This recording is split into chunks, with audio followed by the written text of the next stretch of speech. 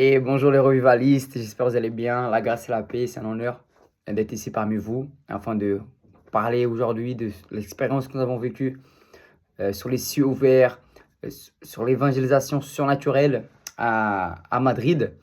Et c'est l'occasion vraiment de prendre quelques stratégies que j'ai pu apprendre là-bas pendant cette période et aussi de pouvoir être encouragé à travers ces témoignages parce que je ne pensais pas pouvoir partir à Madrid. Mais le Seigneur a le dernier mot. Donc, en fin de compte, les portes sont ouvertes et nous avons pu y aller. Et non seulement nous avons pu y aller, mais nous avons vécu le extraordinaire. Et je sais que cette vidéo va t'encourager, cette vidéo va te motiver. Parce que toi qui as à cœur de vivre de mission, toi qui as à cœur de voir le extraordinaire de Dieu, la puissance de Dieu se manifester, des vies transformées. Parce que l'évangile, il est basé sur ça. Quand je parle d'évangélisation de puissance ou d'évangélisation surnaturelle, l'évangile en soi, il est déjà puissant. L'évangile en soi, il est surnaturel. Et justement, mon but, quand je fais des lives tous les mardis et tous les jeudis, enfin quand c'est des vidéos plus longues les mardis et les jeudis, aujourd'hui, donc ça va être posté aujourd'hui mardi, tous les mardis à 19h, je vais mettre des contenus plus longs et tous les jeudis à 19h aussi, ce sera des contenus plus longs. C'est que l'évangile en soi, c'est la puissance de Dieu pour sauver l'humanité. Nous savons que l'évangile du royaume doit être annoncé dans le monde entier afin que Jésus puisse revenir. Et donc le Seigneur nous prépare dans le secret, dans l'intimité, c'est le processus afin de pouvoir mettre en action ce que nous avons reçu dans le secret pour pouvoir activer le plus maximum de personnes possible. Mais l'évangile, c'est l'évangile du royaume. Donc l'évangile du royaume, c'est ce que Jésus faisait. Il l'enseignait, donc il annonçait la bonne nouvelle du royaume pour libérer les captifs et annoncer une année de grâce. Et il démontrait la puissance. Donc l'évangile, elle est suivie de démonstrations de puissance. C'est pour ça que dans le mot sojo, c'est tout. Donc le Seigneur est mort à la croix pour tout. Pour qu'on puisse avoir une vie en abondance, pour nous libérer de toute pensée polluée, de nous libérer de tout mensonge, de nous libérer de toute accusation et pour avoir une vie libre. Et c'est vraiment très intéressant, ça m'a beaucoup encouragé ce voyage parce que nous avons vu vraiment des vies transformées. Donc la base de l'évangile, certes, qu'il y a des jambes qui poussent, des jambes amputées qui poussent, des morts qui ressuscitent, alléluia. C'est extraordinaire. Mais s'il n'y a pas de vie qui est changée, cela est en vain. D'accord? Même Jésus disait, Jésus a donné l'autorité à ses disciples. Nous sommes les disciples du Christ aujourd'hui. Pendant que je vous parle, la présence de Dieu est là. Amen. J'espère que tu ressens ça aussi chez toi parce qu'il n'y a rien de plus agréable que la présence de Dieu. Et ils annonçaient l'évangile du royaume et ils délivraient les captifs. Ils chassaient les démons, ils guérissaient les malades, et ils ressuscitaient les morts et ils revenaient tout heureux. Waouh, gloire à Dieu, c'est magnifique ce qui s'est passé. Les malades sont guéris, les morts sont ressuscités, les démons sont chassés. Donc ils vont voir le maître. Maître, ça a marché, ça y est, on est chaud. Maintenant on guérit les malades et tout. Mais le maître, il a regardé, il leur a dit, les amis, soyez heureux pas parce que les démons vous soient soumis. Alléluia. Mais soyez heureux parce que votre nom est écrit dans le livre de la vie. Ah là là là là, qu'est-ce qui c'est bon de entendre ça, c'est bon de savoir ça, c'est bon de savoir que mon nom est écrit dans le livre de la vie et il n'y a pas de ange qui efface, parce que malheureusement beaucoup croient qu'il y a un ange qui a une gomme. Et bon, aujourd'hui, Victor, il a accepté Jésus, s'est bien comporté, tout va bien. Après, l'ange, il va arriver, il va dire non, non, non, Victor, là, il a pas bien évangélisé, on efface son nom dans le livre de la vie.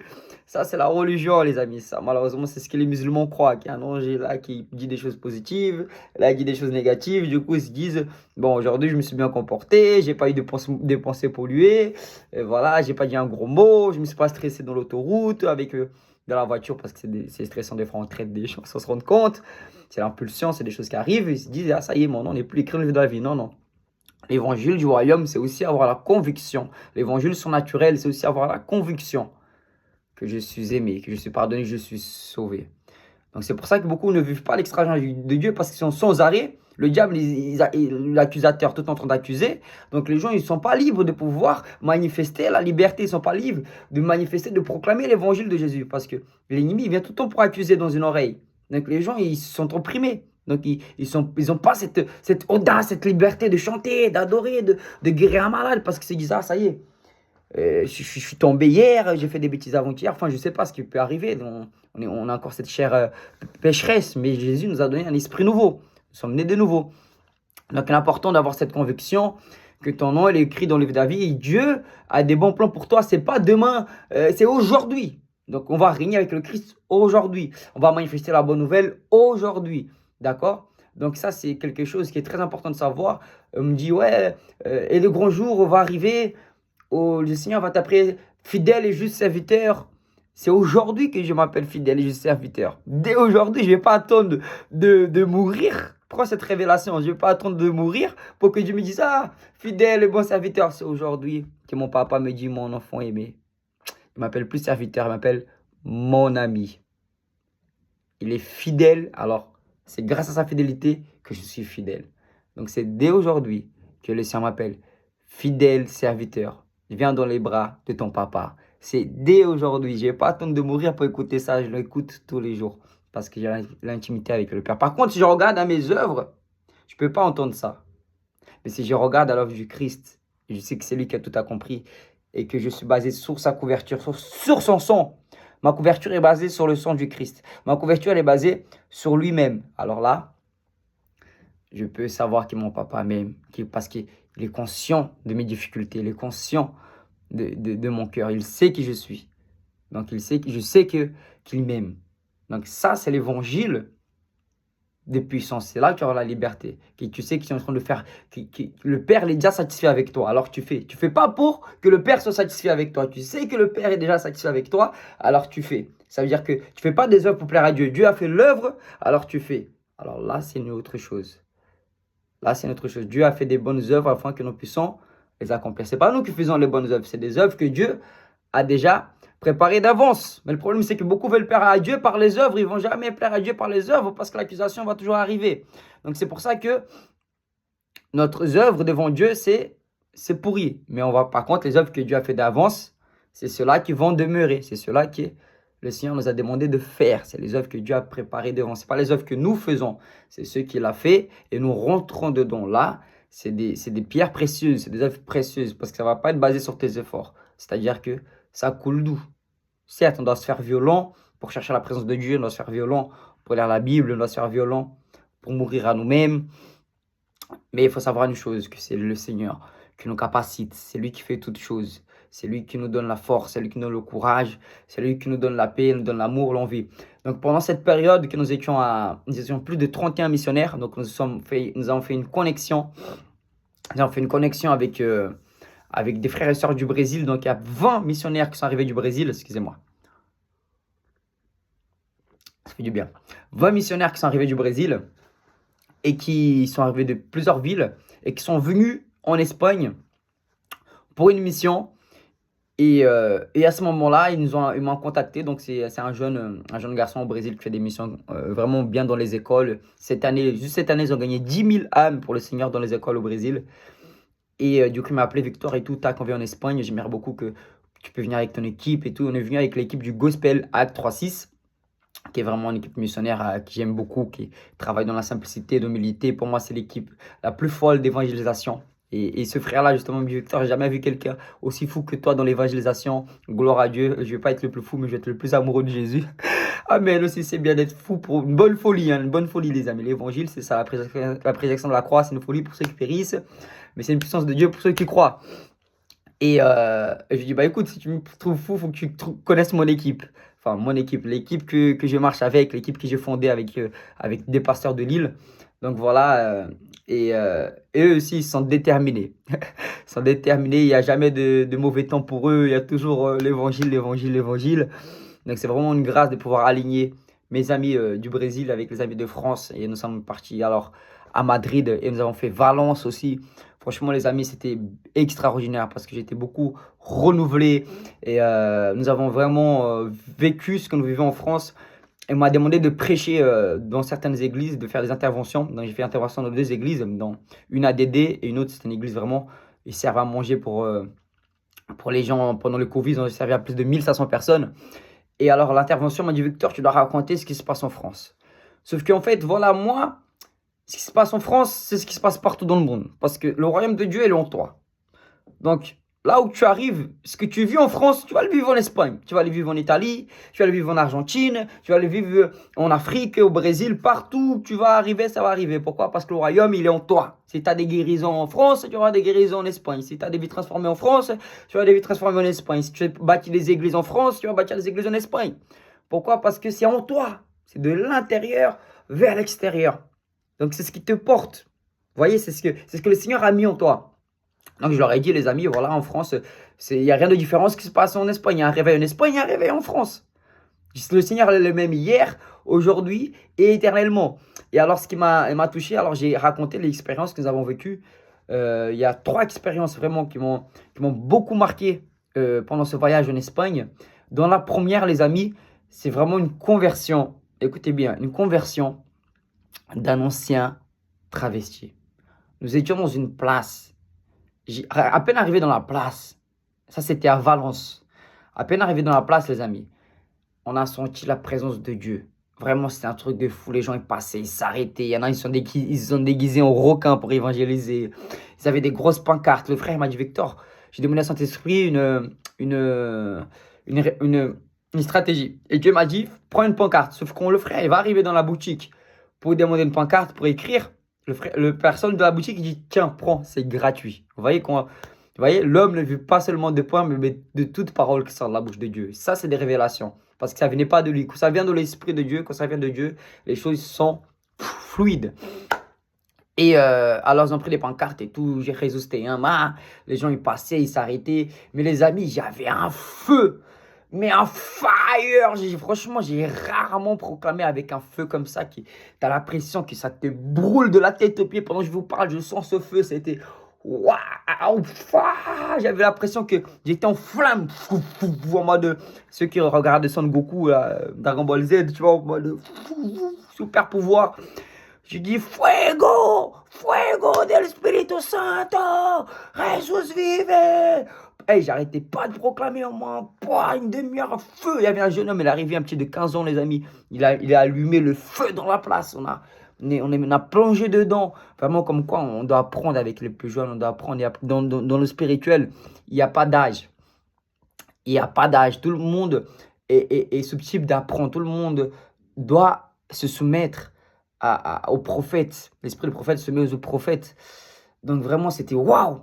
On était dans l'unité, on adorait le Seigneur ensemble, on avait le même cœur. C'est important quand nous allons évangéliser en équipe. Toi qui as une équipe d'évangélisation, qui veut monter une équipe d'évangélisation, j'enseigne ça sur mon école d'évangélisation, que nous devons avoir le même cœur afin de voir les mêmes miracles, afin de voir les mêmes manifestations, afin de voir les mêmes puissances. Parce que c'est important que tout le monde soit aligné. Et comme nous étions tous alignés, alors la main de Dieu pouvait agir. Les disciples, ils étaient tout le temps alignés, ils parlaient la même langue, ils adoraient le même Dieu, ils avaient le même but, ils avaient le même cœur. Donc l'important d'avoir le même yeux, le même cœur, le même but, les mêmes pensées pour que la puissance de Dieu se manifeste. Et dans cette place, alors les pasteurs, ils étaient là, c'était waouh. J'aime beaucoup quand les pasteurs viennent parce que ça montre aussi la simplicité des pasteurs qui vont à l'évangélisation. Et ça encourage en fait, ça encourage les membres de l'église. Parce que je sais que les boulots de pastoral n'est pas évident, mais quand ils sont là, ça motive en fait. Ça motive les évangélistes, ça motive le corps du Christ. Donc, je bénis tous les pasteurs de la France, de l'Europe. Et ce pasteur en particulier en Espagne qui s'appelle Alan, il m'a beaucoup marqué de son humilité, sa simplicité. Et cette église, les amis, elle était dans un ancien casino. Les mecs, ils ont acheté un ancien casino et ils ont mis une église, les frères. Et une grande église, au moins 200 places. Hein. Grand parking et tout. Je dis, Seigneur, gloire à Jésus. Là où le péché abonde, la grâce surabonde. C'est ça, j'inspire que les discothèques ferment, ça devient des églises. Les casinos ferment, ça devient des églises. Tu vois, les églises, pourquoi l'église, Victor? Parce que l'église, c'est un hôpital. Nous, les évangélistes, c'est simple. Amen, on va dans la rue, certes, parfois, c'est pas évident, on est persécuté et tout. Mais l'église, c'est l'hôpital où la personne sera guérie. Même Jésus, dans sa parole, il a pris le Samaritain qui s'était en train de se faire tabasser. Il s'est fait passer le bon Samaritain. C'était Jésus, en fait, dans cette parabole-là. Il attrape cette personne qui s'est fait racketter, qui s'est fait tabasser. Il l'amène à l'hôpital. Il lui a dit, occupe-toi d'eux, je reviendrai. Je te donne 2 talents. Voilà, s'il y a plus, je payerai plus. Et en fait, ça représente l'église qui s'occupe du corps. du corps qui est malade. Donc, et l'Église, elle est fondamentale dans un rôle d'évangélisation surnaturelle. Pourquoi? La puissance, ça va être manifestée, l'extraordinaire va être manifesté, les merveilles vont être manifestées. Mais derrière, nous, on ne voit pas les évangélistes. Mais il y a un suivi, il y a un travail pour que l'âme, le plus gros miracle, ce n'est pas immédiatement. Certes, il y a des miracles immédiatement, gloire à Dieu. Mais le plus grand miracle, c'est quand tu vois la vie transformée. Comme dire un grand témoignage. C'est quoi un grand témoignage? Oh, le mille, c'était un ancien délinquant, une ancienne prostituée, etc. Jésus l'a transformé. Mais le plus grand témoignage, c'est celui qui est depuis petit jusqu'à aujourd'hui, il demeure dans le Seigneur. Celui qui est encore en crise dans l'église, depuis qu'il est petit, il grandit encore.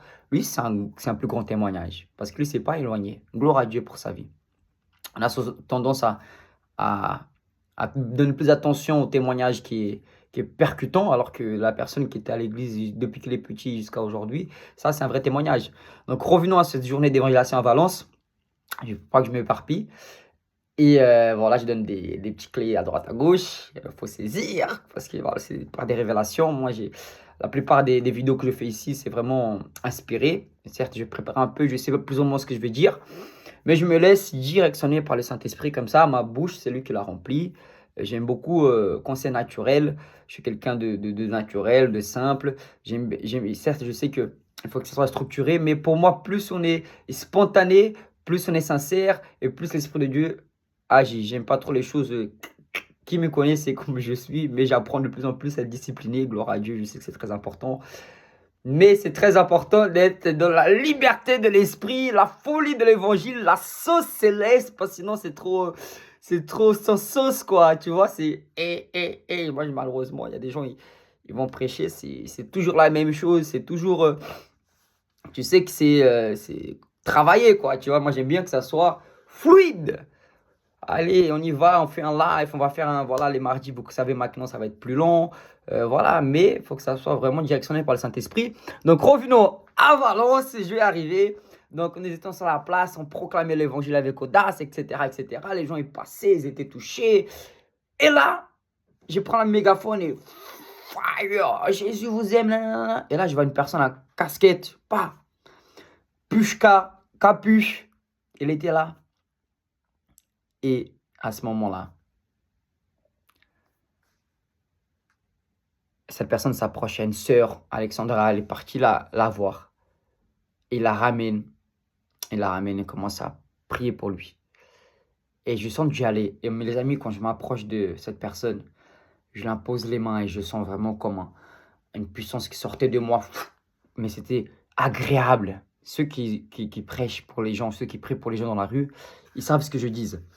Parce qu'il y a des fois, tu vas prier, tu sens rien, c'est sec. Ça ne veut pas dire que Dieu agit pas quand tu ne sens pas. Oui, Dieu agit. Mais des fois, en fait, si tu sens une chose tellement agréable, tellement doux, en fait, c'est la compassion mélangée avec de l'amour. En fait, tu pries, mais en même temps, tu ressens, tu n'as même pas envie de quitter. Et en fait, voilà, je prie pour cette personne. Et je voyais qu'il avait des seins comme ça en face de moi. Je dis, oh là là, l'esprit de Jézabel, sors de ce sein. Sors d'ici au nom de Jésus-Christ. C'est quoi? C'est l'esprit d'audace qui m'a amené à dire ça et tout. Et là, toute l'équipe était autour. Et là, cette personne, elle commençait à être touchée par l'onction de Dieu. Elle commençait à tomber, on la retenait et tout. Une délivrance, voilà, elle était en train de délivrer. Et ce qui m'a touché, en fait, pendant ces 10 minutes, 15 minutes de prière, là, avec l'amour, la puissance et tout, waouh, waouh. Il n'y a pas d'expérience qui paye, il n'y a pas d'argent qui paye ce type d'expérience, les amis. Il n'y a pas de travail qui paye ce type d'expérience. Ça, c'est que l'évangile qui peut te prononcer ça. Il n'y a que l'évangélisation surnaturelle qui peut t'amener à vivre ça. Et c'est pour ça que j'aime mon école, parce qu'on vit des expériences comme ça. On va vivre encore plus. Non seulement dans mon école, mais tous les évangélistes doivent vivre ça. Tous les membres du Christ doivent vivre des puissances comme ça. Et cette personne, en fait, elle a rangé ses seins, en fait. Et là, je dis, waouh, vous avez vu, les gars, vous avez vu et tout. Et là, il a été gêné. Pourquoi? Parce que le Saint-Esprit venait de la convaincre. Le Saint-Esprit l'a convaincu de péché, de justice et de jugement.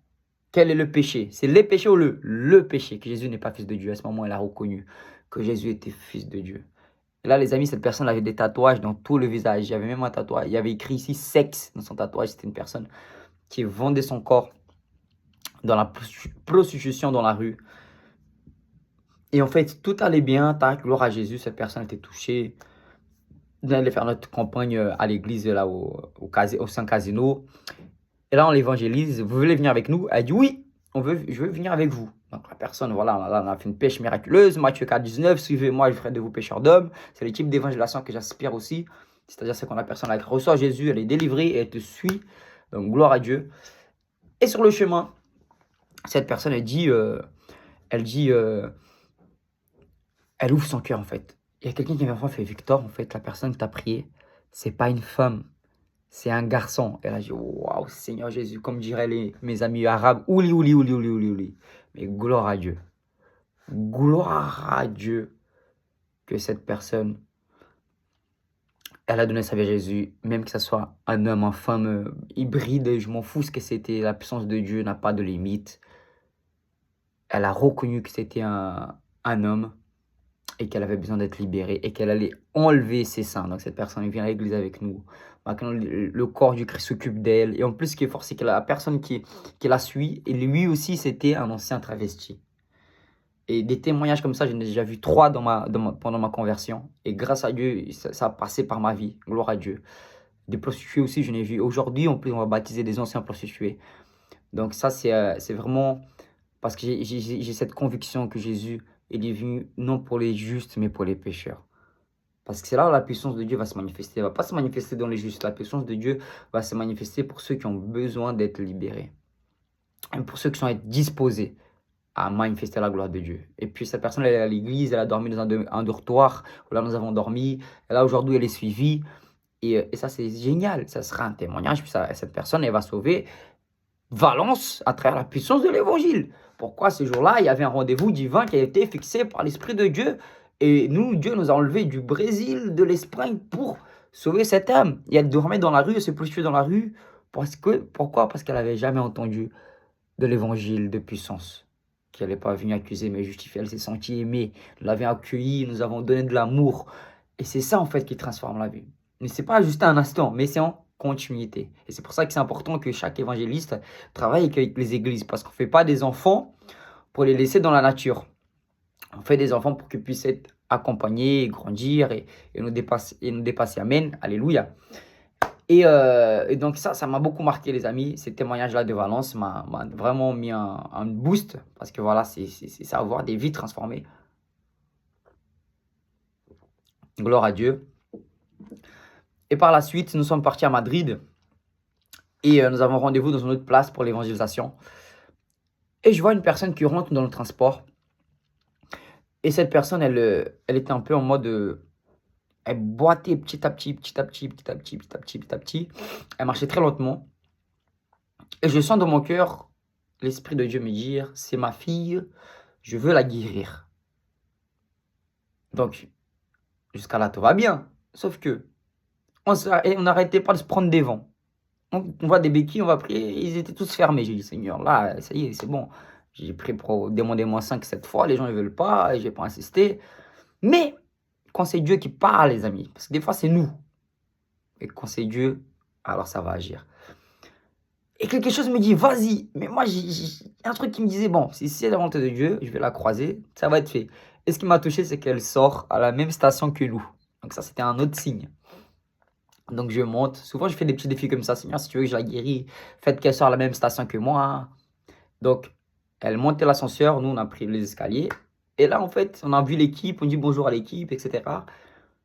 Et là, je la vois passer derrière moi. En fait, soit j'avais l'opportunité d'obéir à Dieu, soit j'avais l'opportunité de continuer à faire ce que je devais faire, l'évangélisation. Mais Dieu m'avait déjà prévenu qu'elle voulait guérir la dame. Il y avait 5 minutes en arrière.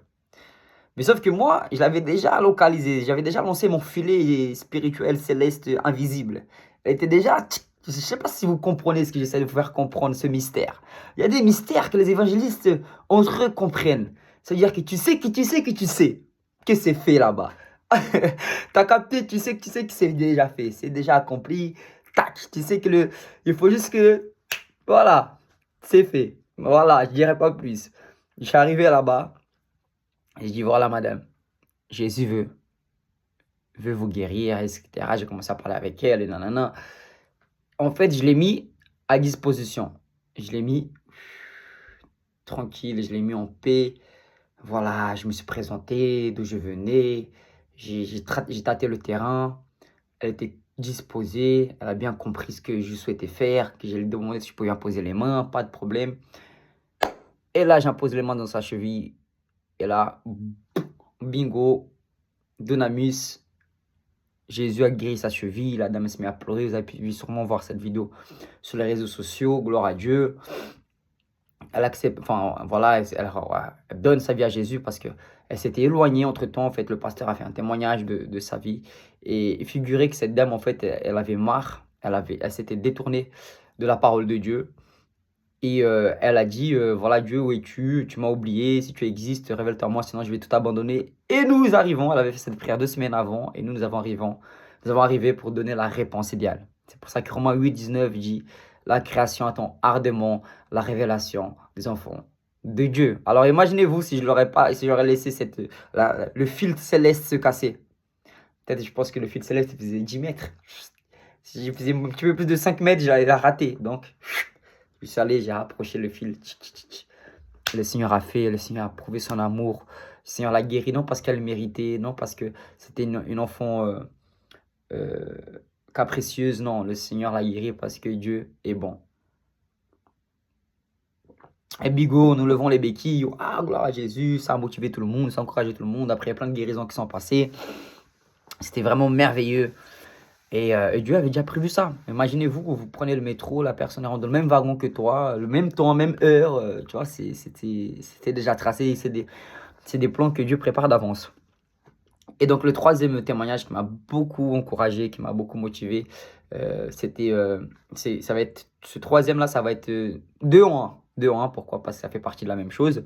Nous sommes partis donc avec mon associé. On est parti évangéliser 2 personnes qui jouaient au foot, donc une femme et un garçon. Et du coup, j'ai joué au foot avec lui, j'ai donné des stratégies avec le ballon. Et en fait, mes chaussures, elles étaient toutes neuves. J'ai dit, mais Seigneur, mes chaussures sont toutes neuves, je vais jouer au foot avec, je viens de les acheter. Ils étaient un peu chers et tout, etc. Mais quand on évangélise, on ne doit pas regarder aux choses matérielles. Tout, c'est pour l'évangélisation, je le dis souvent. Les matériels, on utilise, les âmes, on les aime. Et ça, c'était la preuve vivante. Je m'en foutais, mes chaussures neuves. Et une âme vaut plus que des chaussures, vaut plus qu'un ballon qui sent le caca, parce que le ballon, il sentait le caca aussi, tu vois. Donc, ils disent qu'il ne faut pas faire pour toi, Seigneur, parce que j'ai pris la balle, j'ai mis entre mon genou et mon cou ici pour faire un dribble, tu vois, pour expliquer aux petits. J'ai dit, qu'est-ce que je suis en train de faire? Mais on s'en fout, les amis. Waouh, cette personne était marquée, ce petit était marqué. Il m'a dit, mais t'es le boss. Il me disait, le petit, pourquoi? Je dis, pourquoi? Parce que tu parles de Jésus, tu joues bien au foot et tout. Tu as évangélisé Pogba, les footballeurs, etc. Donc les petits étaient impressionnés. Gloire à Dieu, gloire à Jésus. La fille à côté aussi, j'ai eu une parole de connaissance pour son ami qui avait une jambe plus courte que l'autre, qui était assise dans une place et il était touché, le petit, il a vu ça. Après, j'ai eu une autre parole pour sa copine qui aussi, la droite était plus courte. Et lui-même, il a prié pour son ami, Jésus l'a utilisé pour guérir. Donc cette expérience-là, ces petits, ils vont jamais oublier. Donc il y a des expériences que nous vivons, mais il y a des expériences que c'est pas pour nous. Il y a des expériences, c'est pour marquer les autres. Et ça aussi, c'est quelque chose que je suis en train de vivre en ce moment, c'est d'activer plein de personnes. Gloire à Dieu, genre de mon école, on est à peu près 40 personnes, gloire à Jésus, que de l'Europe. Et là, après, je vais faire pour les Brésiliens, je vais ouvrir pour les Américains latines aussi. Et ce qui me touche, c'est que je suis en train de justement, par la grâce du Seigneur, de impacter ces jeunes-là. Et donc, nous sommes allés à l'église. Et il y a une autre dame qui était invitée à l'église par une équipe, quelqu'un de l'équipe, Elisa, l'a attrapée, lui a fait un câlin, elle était touchée par l'Esprit de Dieu, elle a commencé à pleurer, elle était venue à l'église. Et je lui dis, Elisa, cette fille-là, elle a la jambe gauche plus courte que l'autre. Gloire à Dieu, Dieu me donne beaucoup de paroles de connaissances au niveau des jambes, des miracles créatifs. Et donc, ce soir-là, j'allais prêcher. Et quand j'ai prêché et tout, et je lui dis, vous venez ici, madame, mettez-vous ici. Là, la dame, elle se met là-bas. Donc, on voit que sa jambe, elle est bien plus courte. Et sauf que c'est pas moi qui a prié. J'ai amené un autre petit pour prier pour elle. Et ce petit, il était comme ça choqué. Lui, il a prié pour elle. Il a été utilisé, sa jambe a poussé. Et ce petit a été activé. Donc, ça fait le tour de l'église et tout. Son frère vient me voir. Il fait, hey, c'est toi, Victor? Je dis, oui, mais mon frère, il est arrivé à la maison. Il était choqué. Il m'a dit, et tu l'as dit pour prier une jambe. La jambe, elle poussait. Ce qui était marrant, en fait, c'est le petit, il prie. Il avait les yeux fermés. Il disait, jambe pousse, jambe pousse. Il dit, frère, ouvre les yeux, ouvre les yeux. Regarde, la jambe, elle pousse devant toi. Et c'est vraiment, en fait, c'est impressionnant comment Dieu fait les choses. Et moi, comme j'étais marqué aussi par ça, La première fois que j'ai prié pour une jambe et quand tu vois d'autres personnes aussi marquées, c'est extraordinaire. C'est comme toi, tu fais du vélo et tu apprends l'autre personne à faire du vélo et c'est vraiment une grâce énorme. Et nous sommes appelés à ça, à faire de l'évangélisation éternelle. Ça veut dire bâtir des autres disciples afin qu'ils puissent faire comme toi, en faire encore plus. Et vraiment, j'étais très encouragé pendant cette mission à Madrid où nous avons vu vraiment la main de Dieu agir. Dans des autres églises aussi, nous avons vu d'autres jeunes activés et c'était vraiment waouh. J'ai béni le Seigneur parce que là où nous arrivons, il y a la puissance de Dieu qui se manifeste. C'est trop bon. C'est trop bon, non, comme je dis. Je veux vraiment vous encourager à être à la fuite. Là, au mois de février, nous allons partir au Brésil avec mon école. Il y a encore quelques inscriptions qui sont ouvertes. Si toi, tu as à cœur de vivre des missions comme ça. Si tu es déjà intégré dans une église et que tu veux vivre des missions puissantes, tu peux m'envoyer un message par la suite. On part le 17 février, nous allons rester 21 jours. Peut-être tu peux rester qu'une semaine, tu resteras une semaine. Tu peux rester que 10 jours, tu resteras 10 jours. Tu peux rester que 5 jours, tu resteras 5 jours. Donc voilà, c'est vraiment le but, c'est de activer le plus de personnes possible parce que j'ai fait cette émission en 2022, c'était vraiment puissant, extraordinaire, ça m'a marqué à vie et je pense que la vie chrétienne, elle est basée sur ça. Elle est basée sur des expériences surnaturelles parce qu'on ne peut pas seulement garder pour nous, mais on doit amener ce que nous vivons. Beaucoup sont chrétiens, mais peu ont des expériences, peu ont des témoignages. Il est temps que tu racontes tes témoignages, il est temps que tu vives des témoignages, il est temps que tu puisses non seulement annoncer, mais activer d'autres personnes. Amen les amis, voilà.